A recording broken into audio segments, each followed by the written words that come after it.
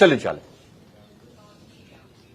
గతంలో కేవలం తవ్విన గూతలు తవ్వడము, కొంతమంది అధికారులు రాజకీయ నాయకులు వాళ్ళకి అనుకూలంగా పేద ప్రజల యొక్క వాళ్ళ శ్రమను వాడుకునే ప్రయత్నం చేయడం, దీని ద్వారా ఆ గ్రామంలో దీర్ఘకాలిక ఆస్తులు పడిన ఆస్తులు ఎక్కడ మనం బిల్డింగ్ కన్స్ట్రక్షన్స్ కానీ ఇవి కానీ ఏమి లేవు, తవ్విన గూతలు మాత్రమే తవ్వడం. ఇప్పుడు దీని ద్వారా ఆ గ్రామంలో దీర్ఘకాలిక ఆస్తులను మనం కూడబెట్టడం, దీన్ని ఎగ్జాంపుల్ గ్రామ భవనాలు కట్టడం కానీ, స్కూల్ బిల్డింగ్స్ కానీ, వాటర్ సంబంధించి కానీ, ఇట్లా ఆ గ్రామ అవసరాలను బట్టి ఇవాళ వీటిని ఉపయోగించుకునేటువంటి అవకాశం ఉంది. గతంలో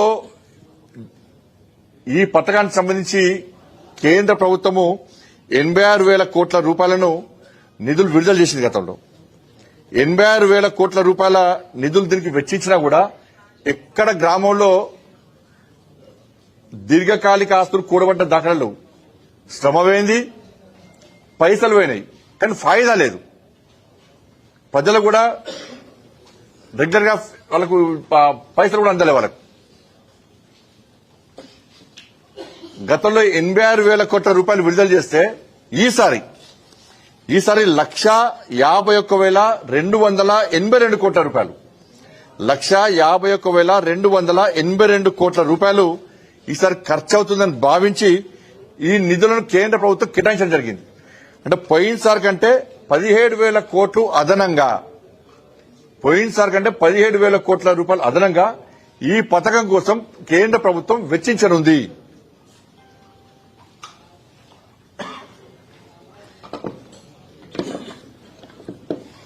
దీనిలో కేంద్ర ప్రభుత్వ వాటా 95,692 కోట్లు, కేంద్ర ప్రభుత్వ వాటా 95,692 కోట్లు.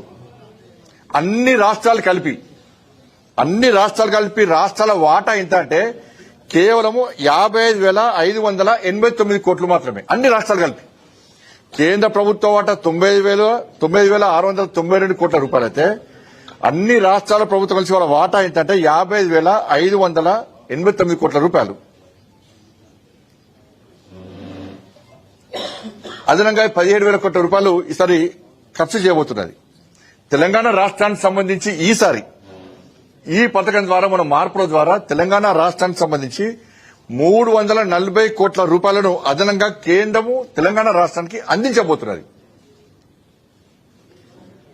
విబిజీ పథకానికి సంబంధించి ఇప్పటి నుంచి తెలంగాణ రాష్ట్రానికి 340 కోట్ల రూపాయలు అదనంగా ఈ పథకం కోసం కేంద్ర ప్రభుత్వము తెలంగాణ రాష్ట్రానికి ఇవ్వబోతున్నది.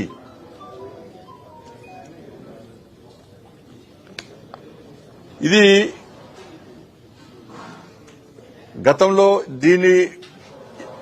ఈ పథకం వల్ల ఈ ఉపాధి కూలీలతో పాటు వాళ్ళతో పాటు రైతులకు న్యాయం చేసేటువంటి స్కీమ్. మీరు చూడండి, గతంలో పంట వేసుకున్న తర్వాత ఈ ఉపాధి హామీ పథకానికి సంబంధించి పనులు ఎప్పుడుంటాయి ఏం జనకు లేకుండే. వ్యవసాయం చేసుకుందామంటే రైతు కూలీలు దొరికేవాళ్ళు కాదు. బీహార్ నుంచో ఒరిస్సా నుంచో ఇక్కడి నుంచి లేబర్ ని పిలుచుకునే పరిస్థితి. స్థానికంగా రైతు కూలీలు రమ్మంటే వాళ్ళకి లేదు సార్, మాకు ఉపాధి కూలీ ఉంది, మేము రాలేము, దానికి రెండింతలు డబుల్ అమౌంట్ ఇస్తే మేము వస్తామని చెప్పి చెప్పుకోవడం వలన వ్యవసాయదారులు కూడా చాలా ఇబ్బంది పడ్డారు. కూలీలు దొరక వ్యవసాయం చేయడమే ఒక గండంగా మారిన పరిస్థితి. ఈసారి ఏం చేస్తున్నారంటే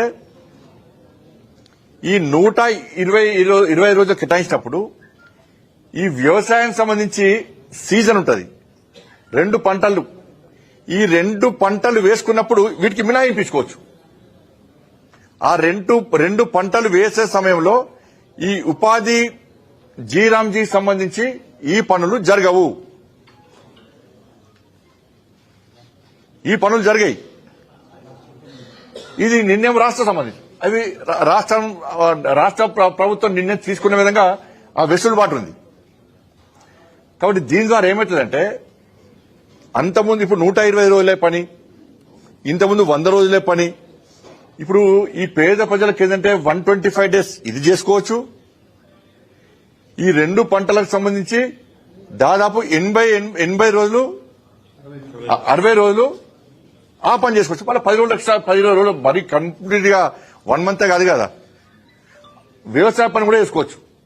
అంటే ఉపాధి కూలీల ఆదాయం రెట్టింపు అవుతుంది. అంటే ఒక్కొక్క ఉపాధి కూలీ చేసేటువంటి ఒక పేద ప్రజలకు 200 రోజులు